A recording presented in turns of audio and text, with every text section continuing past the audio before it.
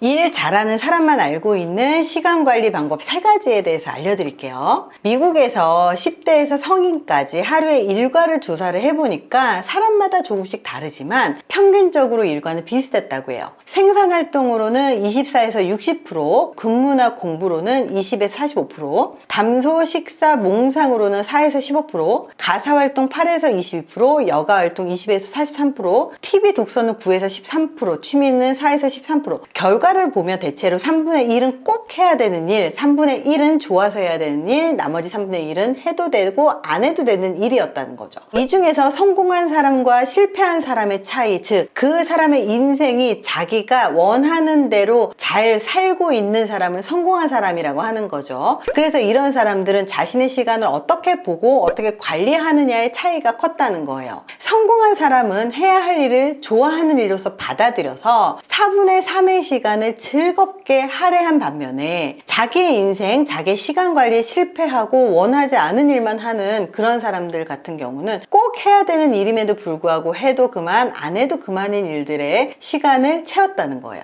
시간 관리를 잘 하게 된다는 뜻은 시간의 흐름 속에서 업무와 일을 관리한다는 뜻인데, 시간을 관리하게 되면 주어진 시간 24시간 내에서 목표를 달성하고 그 책임을 다할 수 있게 되는 거죠. 또 시간을 관리하는 사람은 우선순위를 정해놓고 업무를 하기 때문에 일관성 있게 일을 처리할 수 있습니다. 목표에 따라서 계획을 잘 세우기 때문에 시간과 물질의 낭비를 막고, 업무 시간과 휴식 시간을 적절하게 조화롭게 사용을 하고 스트레스를 관리할 수 있고, 그렇기 때문에 더 재미있고 즐겁게 업무를 하기 때문에 이 업무를 즐겁게 하면 일을 잘하게 되고, 일을 잘하게 되면 그 일의 능력을 인정받게 되고, 인정받게 되면 당연히 연봉도 올라가고 적은 시간에 더 많은 일을 해낼 수 있게 되는 거죠. 효과적인 시간 관리라는 것의 의미는 첫 번째, 시간을 주도적으로 사용할 수 있다. 두 번째, 자율적으로 사용한다. 세 번째, 중요한 일을 우선적으로 할 수 있다. 네 번째, 업무가 많더라도 시간에 쫓기지 않고 여유가 있다. 다섯 번째, 계획에 따라서 일관되게 움직인다 라는 말입니다. 그렇다면 어떻게 하면 시간 관리를 잘할 수 있을까? 그 솔루션 3가지를 알려드릴게요. 그 첫 번째가 뭐냐면 데드라인을 정해라. 직장에서 퇴근 시간이 직장 생활의 데드라인이죠. 출퇴근 시간에도 데드라인이 있는데 업무에도 분명히 데드라인이 있습니다. 하지만 그 데드라인이 상사가 정해놓은 데드라인인지 내가 정한 데드라인인지가 중요하죠. 마감 시간을 정할 때는 상사가 정한 마감 시간은 정확하게 지키지만 내가 정한 마감 시간을 잘 지키지 못하는 경우가 많잖아요. 한 달 전부터 요청한 보고서보다 이틀 전에 제출한 보고서가 더 먼저 나오는 경우들이 있는 거죠. 급한 일들을 보면 바쁜 사람한테 시키잖아요. 그럼 업무 결과가 빨리 나오는 경우들이 있어요. 시간이 없는 바쁜 사람들이 왜 결과가 빨리 나오느냐? 사실은 시간이 없기 때문에 성과를 못 올리는 게 아니라 시간이 오히려 많잖아요. 그러면 일을 자꾸 미루기 때문에 성과를 못 올리는 경우들이 많아요. 그래서 시간 관리라고 하는 건 시간이 없어서가 아니라 효율적으로 사용하지 못하기 때문에 생기는 일이다.